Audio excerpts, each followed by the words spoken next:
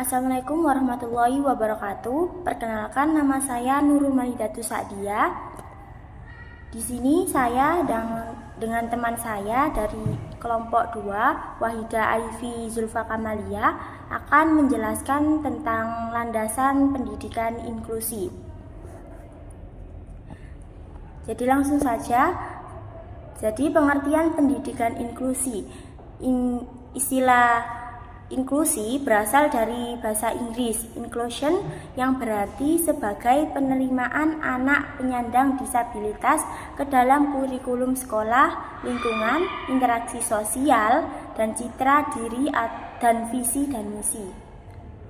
Pendidikan inklusif adalah suatu pendidikan yang menempatkan pemenuhan hak anak untuk memperoleh pendidikan yang sama pada semua anak, baik itu reguler maupun anak yang berkebutuhan khusus yang sesuai dengan kebutuhannya, atau anak yang normal maupun berkebutuhan khusus itu sama saja.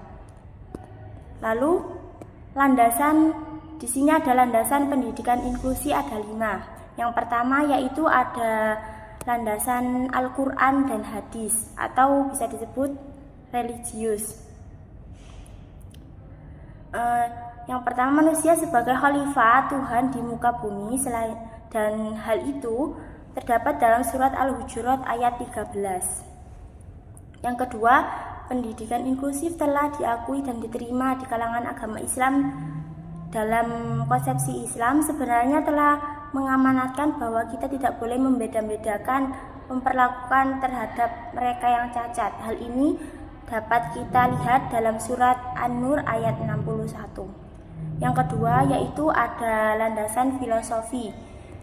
Jadi landasan filosofi utama penyelenggara pendidikan inklusif di Indonesia yaitu adalah Pancasila, yaitu 5 pilar dan cita-cita yang dilandasi oleh landasan yang lebih mendasar lagi yang disebut Bhinneka Tunggal Ika. Filosofi ini merupakan semacam pengakuan terhadap keberagaman manusia, baik vertikal maupun horizontal, yang menjalankan suatu tugas di muka bumi sebagai umat Tuhan. Selanjutnya akan dijelaskan oleh teman saya, Wahida Aifi. Baik, di sini saya akan melanjutkan materi yang telah disampaikan oleh teman saya tadi.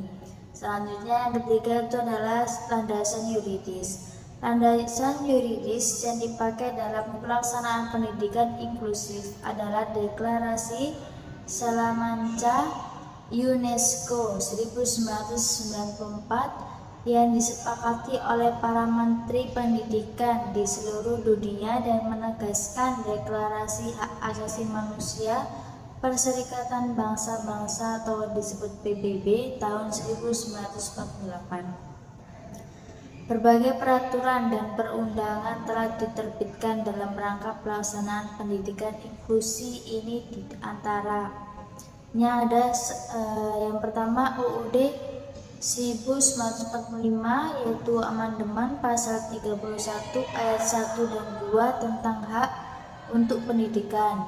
Kemudian yang kedua UUD nomor 20 tahun 2003 pasal 5 ayat 1 sampai dengan 4 tentang sistem pendidikan nasional. Kemudian landasan yang keempat itu adalah landasan empiris. Landasan empiris yang dipakai dalam pelaksanaan pendidikan inklusif yaitu yang pertama Deklarasi Hak Asasi Manusia tahun 1948 yaitu Declaration of Human Rights. Yang kedua Konvensi Hak Anak pada tahun 1989 yaitu Convention on the Right of the Child. Dan yang terakhir adalah Konferensi Dunia tentang Pendidikan untuk Semua tahun 1990 yaitu World Conference on Education for All. Dan yang terakhir itu adalah landasan psikologi. Psikologi pendidikan mengembangkan dan menerapkan teori-teori perkembangan manusia untuk memahami karakteristik siswa pada masa kanak-kanak, remaja, dewasa, dan tua.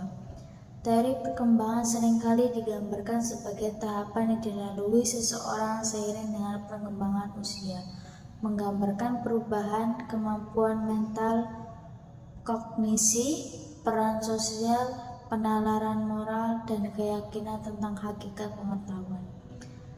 Sekian dan terima kasih. Wassalamualaikum warahmatullahi wabarakatuh.